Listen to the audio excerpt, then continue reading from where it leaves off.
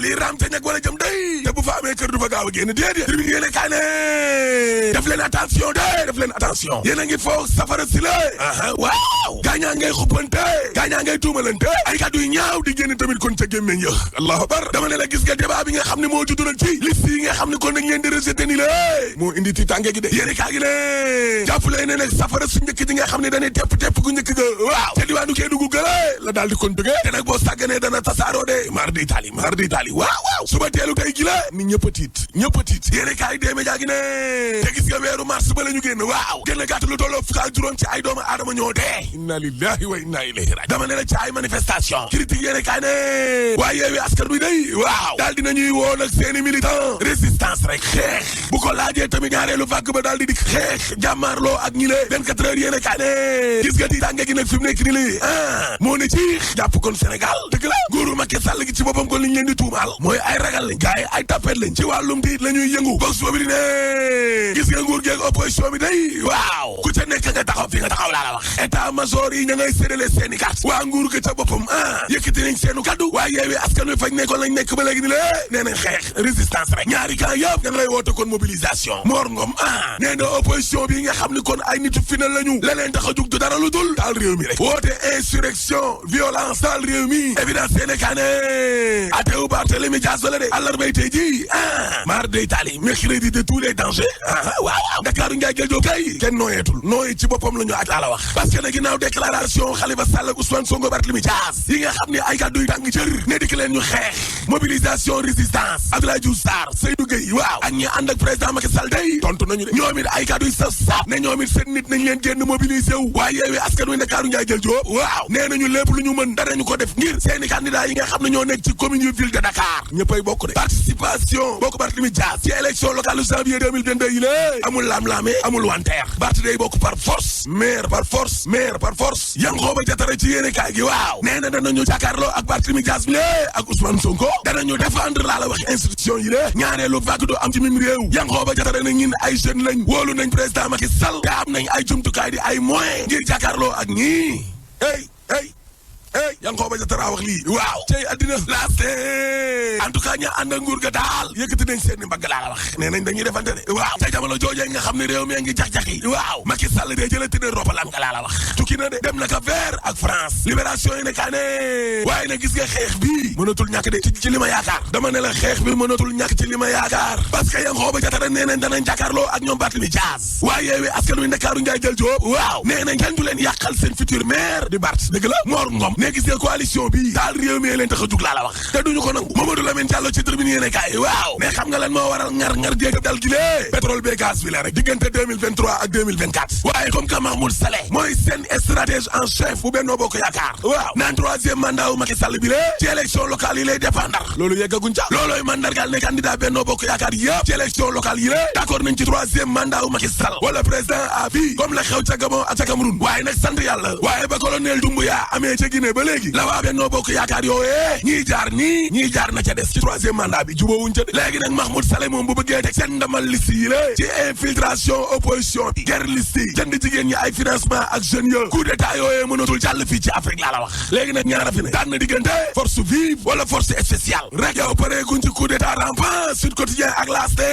Assemblée nationale day jébale nañ Boubacar Biaye ak Mamadou Sall justice ba box fobili ne dëgg la seen malaanu kii daange kay lalli nañ ko de immunité parlementaire ba évidence Sénégal ne coowal passeport diplomatique ya waaw ñaari député day dañuy wuy ci justice de maître Malick Sall ne taxawaayu député yooyee rafetlu naa ko de taxawaayu kilifa la de responsable Mamadou Biaye ne man de leer na ma ne dëgg gi rek la justice sa seenee wax Mamadou Biaye moom ci l'Observateur ne coowal passeport diplomatique yi lée musuma yëngal box foofu li ne gis nga Mamadou Biaye mi walaay nit ñi la bëgg a teg xel day teg xel de parce que ma nga naan man nekkuma fi waaw di jéem a seral sama bopp te bu dee tam dama taatax naa yenu yet wax comme ni ko Jésus Christ defee woon maa ngi sàkku nag ñu ñaanal ko ndey mi nga xam ne luy njiig mooy njaag ci mbir mi maître Malick Sall waaw ne miti na de nga jël ñoo xam ne dañoo bokk ca yow di leen jébal justice di leen yóbbu seeraas miti na li miti kay l'Observateur nee na coowal Falla Paye bu ñu sukkandikoo ci autopsie ba day waaw Falla Paye nekk daa doomam yi la dañu dee allahu akbar ba pare wut ngànnaay rey boppam libération yéene kaay ne autopsie bi day la moo ne waaw Falla Paye mi doomam ju góor ji moom li mu dagee ay siditam ba dee ndekete la reyee doomam ju góor ji la ilaha illallah yéene kaay gi ne nit ña nga xam ne nag dañ leen doon jaay jaarale kon ca aéroport ñuy daw Blaise Diagne waa jàpp nañ ko de ginnaaw bañ jàppee nag jabaram nekk complice am Bernadette Béa kii Béa Maristes gi lañ ko mujj jàppee laa la wax Cameroun ne la àndoona fukk ak juróom benn ci ay doomu aadama di jëf-jëf jooje te bokk na ca ñaari policier laa la wax yu nekk ci aéroport ba ay agent wu Amaran teranga sûreté ay facilitateur ak benn transporteur allahu akbar yéene kaay Cheikh Mbacke gise gi ne lu tolloo téeméer ak ñaar ci ay faux passeport bokk na ci ay passeport diplomatique yu Sénégal kër gi BAD lañ jëlee lépp Dakar Times de rapport d'audit bu bees bi day chambre budgétaire ak financière bu Cour des comptes waaw ICS xam nga lan lañ yoreel waa réew mi trésor public lu tolloo téeméer ak ñaar fukk ci ay milliards 120 milliards la ilaha illallah waa ana directeur u impôt domaine Bassirou Samba Niass mi ngi nii ana Alassane Diallo directeur u ICS mi ngi nii Cheikh Tidiane Diop directeur du trésor mi ngi nii 24 heures yéene kaay ne syndicat gi njaboote waa poste day tuumaal nañ nguuru Macky Sall gi ne rey nañ poste de bu doon nit la ñii ay meurtrier lañ laa la wax rey nañu poste ay baxu 200 milliards ay 174 milliards lu tolloo ñeenti junni ak juróomi téeméer ci ay boromi kër góor ak jigéen boo sàgganee maar de Italie directeur généraux yi ku jaar poste gën a yées sa morom poste ngay dee de dem naa ca lamb ja suñu lamb ne waa Bombardier mi de est-ce que Balla Gaye du ko jekkali maar de Italie Bombardier am na 45 ans ama seen daan ko Pudzianowski door ko mu daanu barki Dembo Ndiaye waaw Balla Gaye est-ce que du jekkali Bombardier Malick Thiandoum journaliste sportif ca TFM waaw nee na toog fi naan Bombardier mi le jeexal na wallaay ku koy wax yaa ngi ci erreur bu rëy te erreur bu xas la xam nga ne erreur weesuwul ñuy wax di fàtte suñu pétrole beeg gaz bi de waaw parce que nag ak lu làmb ji sajj pétrole bi mënuñu koo fàtte déedéet parce que suul gaz du ko tere xeeñ te troisième mandat dañ ko fiy tere rek boo paree ma ne la alaaj di tëjal juróom-ñaari fan ci weeru juillet ci atum 2021 juróom-benni weer ci tey ji kon nag ñu war a amal at procès boobee Alassane Balde di ci dikkaat. lépp nag mi ngi dooree ci cong bi nga xamante nag ay nervi daal nañu cong lii di mairie bu Mermoz Sacré-Cœur. ñu def mobilisation wutali sa tribunal bu Dakar tey jii mu mel ni it ab coalition boobee de ñu ngay ñaawlu fitna ga nga xam ne ak singali ga nga xam ne ñu ngi koy def jëmale ko ci Barthélémy Dias candidat bu mairie bu Dakar. laata ñu koy waxtaanee ak nag Birahim Diadji Touré ak le député du peuple ndax xam ngeen ne kon fitna gi jamono ji njaw mu ngaa wéy di sa desoo xam bin fii ci réewum Sénégal ndax ay kaddu yu bawoo ci waaye politique moo xam ci ku jéggi si nguur gi ku si nekk mu ngay xuppa di sàkk kon rek maanaam woote ci wàllum violence te kaddu yi foofee la jëm mu mel ni it classe politique bi dafa mel ni dañu fàtte ni wala sax fàtte xaju fi weeru mars bi ñu génnoon fitna amoon na fi ba am ñu sa ñàkk seen bakken di ay ndaw te ba fii mi ngi mel ni kon nag dañu leen tayle ci loolee jàngatuk Fatou Abdou Ndiaye. opposition ak pouvoir ndax dañu nekk di lawal violence ci réewu Sénégal violence boo xamante ne yenn saay mu nekk ci ay kaddu bokk na ci opposition bi nga xam ne ñu ngi woote àndandoo fas yéene àndal ak ki nga xam ne mooy Barthélémy Dias ngir jàppale ko ci procès bi nga xam ne moom lay wuy ji lu nu mel mën a indi ay jafe-jafe opposition bi it rawatina Yewwi Askan Wi wax ne ñoom it dañuy woote ñi nga xamante ne ñoom ñooy mandataires yi ñu dem ci préfecture ak sous préfecture yi xool bu baax a baax leen yoon may jëm ci rek ñu saytu ndax coalition Benno Bokk Yaakaar la ñu joxe tënku na ci yoon loolu nag ndax mënta indi violence bi nga xam ne nemmeeku nañu ko démb ci Kédougou violence boo xamante ne am na ci ñoo xamante ne am nañ ciy gaañu waaye loolu it bu weesoo opposition pouvoir bi defuñu lenn ngir rek mën a fexe ba violence boobu dakk ne ñoom kenn ku ci nekk structure yu coalition Benno Bokk Yaakaar yaa ngi def ay janook taskatu xibaar yi kàddu gi benn rek la muy riposte maanaam jàkkaarloo ak kujjeg politique gi jàkkaarloo kujjeg politique goo xam ne mën naa jur jafe-jafe ci réew Sénégal dina mel nag ndax du tax rek ñu wax ne dafay delloo ginnaaw démocratie ci réew Sénégal muy violence kon pouvoir opposition nañu bàyyi xel bu baax a baax loolu nga xam ne ñu ngi koy sóob te bu ëllëgee askan wi ñoo ci am jafe-jafe. Fataat du nee na bu ñu fàtte ne kon weeru mars bi ñu génne fukk ci ay ndaw jot nañu ñàkk seen ak bakken te ba fii mbir yi mi ngi tàgga tembe yéen a kaay groupe des médias xëy na si élage yaa ngi ko doon wax sànq wooteeg fi na googee de bu fekkee am na ñu wax ni kon Yewwi Askan Wi bu Dakar ñu ngay woote mobilisation yéen a kaay bi xëy na ñoom ci boppam wooteeg ñu benn mobilisation lu mu ci manti doon de du dul jàmm ko gën élage convoqué woon tey kenn ñaanu ko yàlla booy dem ñu dañ lay topp doonte woon ñetti nit ci kër gi daañu la topp. bi ñu leen convoqué ñun ñëpp dañoo defoon délégation. c'est ça képp ku ñu convoqué. ñiy liggéeyandoo ak yow c'est ay militants surtout politique daañu la topp. appel à la mobilisation bokkul ak résistance ñiy def mobilisation dëkk bi am na ay gendarmes am na ay policiers yoo xam ni maintien de l'ordre moo tax ñu leen di fay te ay doomi réew mi lañ ñooñu mun nañu contrôler ñiy def mobilisation tribunal ci ndaw ñi ba duñu toj duñu taal foofu la appel bi jëm mais beneen politicien bu nekk côté pouvoir di woote ay résistance loolu moo dul dëgg parce que mënuñoo fexe ba opposition du def manifestation léegi bu ñu demee ci am réew ba mu nekk pagaay boo xam ni saa bu opposition di defee manifestation beneen parti bu nekk pouvoir wut ay nerviem wala ay militants ni leen dem leen attaqué kay def manifestation mais da nga bëgg a taal réew mi nañu nekk ci fa ñu nekkoon comme ni Abdoulaye Wade doon def comme ñoom nit ñi débuté woon bu amee manifestation ci côté opposition ñu bàyyi leen ak force de l'ordre yi ñu naan policiers yi gendarme mais dara parce que force de l'ordre pour maintien de l'ordre moo tax mais opposition di def manifestation yow nga am sa benn mouvement wala yaa ngi ci pouvoir bi recruter sa ay nervis ñu dem attaquer opposition bi civil mënut a dàq civil de civil mënut a tax civil reculer civil du taal rek lacrymogène civil du arrêter civil mu taxaw mais bu dee force de l'ordre am na sañ-sañu arrêter oto am na sañ-sañu dévier oto am na sañ-sañu régler circulation am na sañ-sañu disperser ay ndaw yi manifester Barthélémy Diaz mënul fexe ba bu ñu ko woowee ci problème mu Ndiaga Diouf du am mobilisation ñu ngi soog a gis mobilisation bi mobilisation bu njëkk ba moo ëppoon wala ñoom dañoo fàtte digg bëccëgu ndax rek kam diggante 13h 14h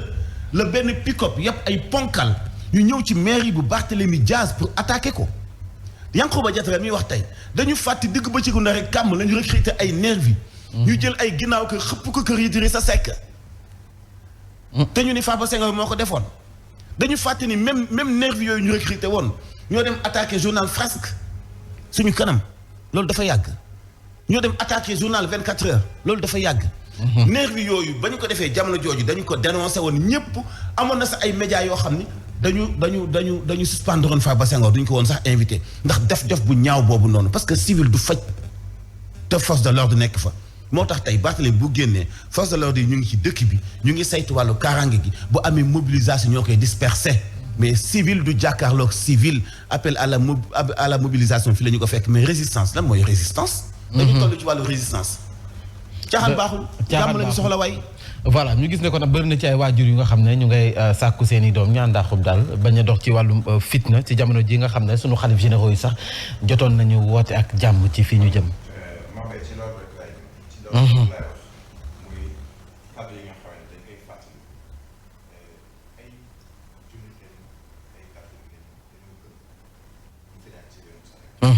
kenn gënuñoo gëm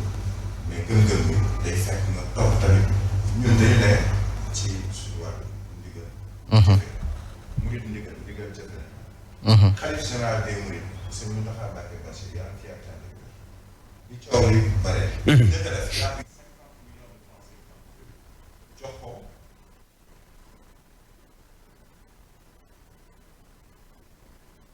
discrètement nag. Mountakha Mbacké Bachir. def ko façon bu 50 millions la yëkkati.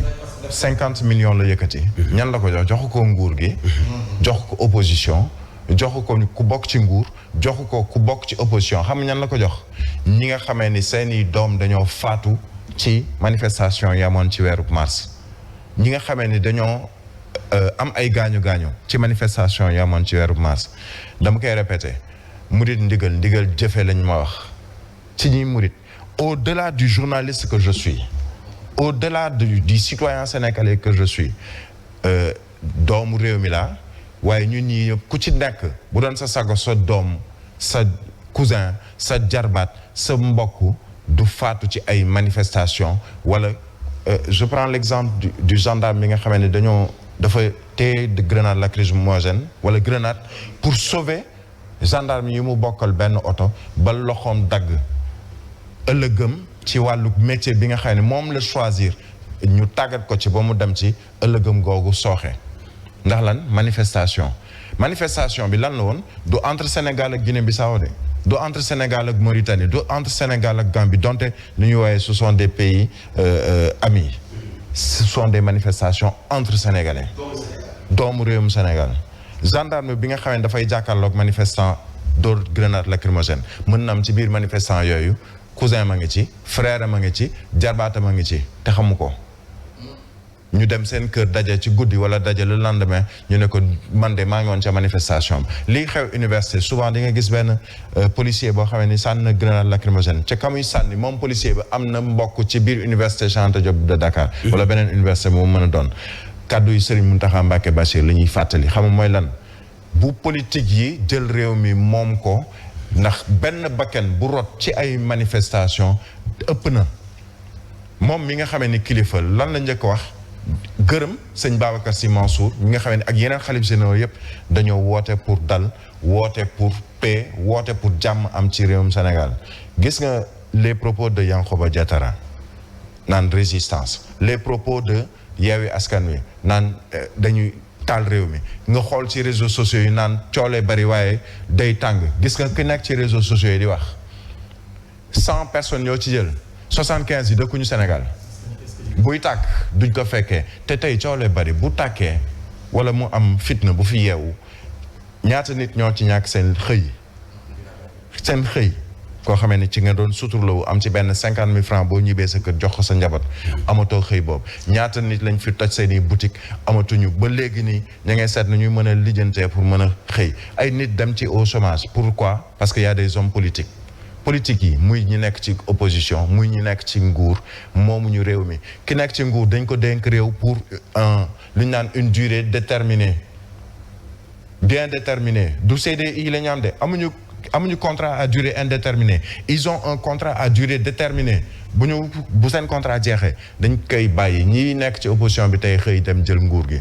parce que mooy seen contrat bi nga xam ne yàlla moo leen ko dénk on ne va pas accepter on ne devrait pas accepter que ñuy taal réew mi pour les beaux yeux d'un tel ou d'un autre mais que les gens prennent leurs responsabilités xam nga ñan ñoo war a jël seen responsabilité justice ngalawaay nañu mën a way justice ne ni justice indépendante mais du ci justice bi de ci ñiy liggéey ci justice la magistrat yi la procureur yi la avocat yi la les travailleurs de la justice la ñoom mën a wane ni ñun on est indépendant impartial ànduñoo nguur wala ànduñoo diw nguur ñu jël responsabilité am xam nga lan mooy responsabilité am sauvegarder les personnes et les biens partout muy nga nekk ci opposition nga nekk ci pouvoir nga nekk feneen amuñu sañ-sañu ñëw taxaw buntu kër Ousmane Sonko yebal fa ay policiers ñoo xamante dañuy ñëw di épier ce qu'il fait di ko espionner ba nga xamee ne amatul li ñu naan vie privée amatul leneen amuñu droit wu yebal ay nit ci yenn ba ci fii Sen TV juste pour épier li ñuy def wala espionner li ñuy def on est dans un pays de démocratie nekkuñu ci dictature boo xamee ni dañ naan ni par force policiers yi fu leen neex la ñuy dugg lu leen neex la ñuy def gendarme yi fu leen neex la ñuy dugg lu leen neex la ñuy def na ku nekk jël sa responsabilité xam nga responsabilité première bi mooy lan nañu sauvegarder la tranquillité et la paix dans ce pays keneen leneen lu fi keneen wax ça ne sert absolument à rien du tout. ñu waat di jëmale ci ba tey jotaay xibaar ak liste yi nga xam dañ koy rejeté ci wàllu politique mu di liste départementale bu Yewwi Askan Wi sa Pikine dañu ko rejeté ndax nee nañu respecté wul parité maanaam yemat léegi ci diggante góor ak jigéen loolu moom métti responsable yu FSD/BJ foofee sa gox ba amal nañu janox taskatu xibaar yi ñaalu nañu ko ba noppi ñoom ñooñu Cheikh Bamba Dièye ndax nee nañu nag soo moyul la ñu jiital ab soxna ci liste ba loolu la ñu rek bëggoon rocci moo tax ñu doxalee nu ni mel ñu teewlu sa Sophie Faye coordonnatrice bu politique lay doon ak coono.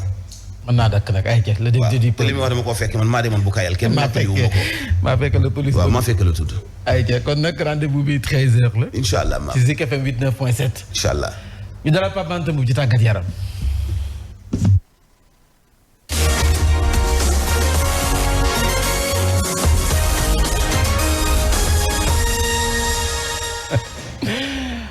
ayja borom jam siti ak Dugar maa ngi laa nuyu. maa ngi laa fay yaay borom département yaay borom département bi yow moom. waaw loolu moom biti la fanaan. waaw kon dafa leer. Souleymane Ndoye sama loxo la koy teg. waaw moom su ko tegee sa loxo daal te ko ci loxo yi leer loolu mu leer na moom. ci éliminatoire mondial Qatar 2022 Togo Sénégal alxemes lay doon ëllëg. waaw ëllëg lay doon kon nag jàppal ne Sénégal sax ni ki démb moom amal na nag ab tàggatu foofu ci nag terrain bu jeunesse club bu Agowe Nivé nekk foofu ca Lomé ñaar fukk ak nag ñaari jour ñoom ñoo teye woon boobu la séance d'entraînement ngir nag lu jëm ci wàllum juróomeelu bëccëg éliminatoire coupe du monde Qatar 2022 kon tey jii nag entraînement bi lee nag groupe Aliou Cissé bi da nekk au complet ndax si démb ci guddi gi kii di Papa Gueye mi nga xam ne nag bi muy première sélection am ci équipe nationale ak Boulaye Dia ñoom rejoindre nañ tanière bi kon tey galop d'entraînement bi dinañ ko amal foofu ci stade Kégué bi nga xam ne moo fas yéene dalloo ni ki kon ëllëg bu juróom-ñeenti waxtu jotee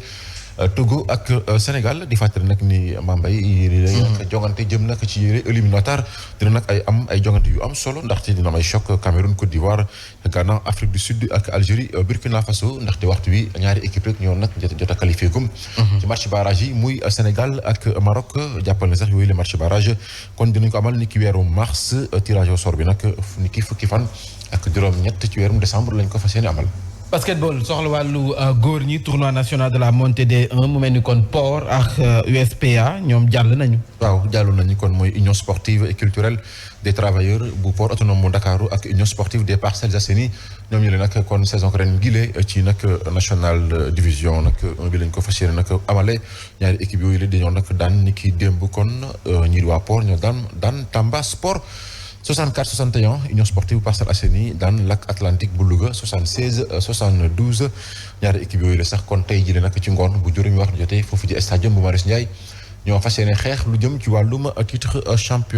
champion bu D2 bi ci basketball ba tey jàpp ne nag ni ki tey kon président bu FIBA di Amane Niang doomu malien boobu li nag dina amal ab visite officielle fii ci réew mi ngir nag ba vendredi moom li nag dina dajeek kii di ministre bu ñu dénk wàllum tàggat yaram di Matar Ba ni ki noonu tamit président fédération sénégalaise bu basketball lépp rek ñu war a waxtaane tolluwaayu basket ndaxte Sénégal am na nag tolluwaay gu am solo ci basket bu Afrique ci noonu tamit moom dina nag dem jébbal njàllam jëmale ko ci Abdoulaye Seye mi nga xam ne nekkoon na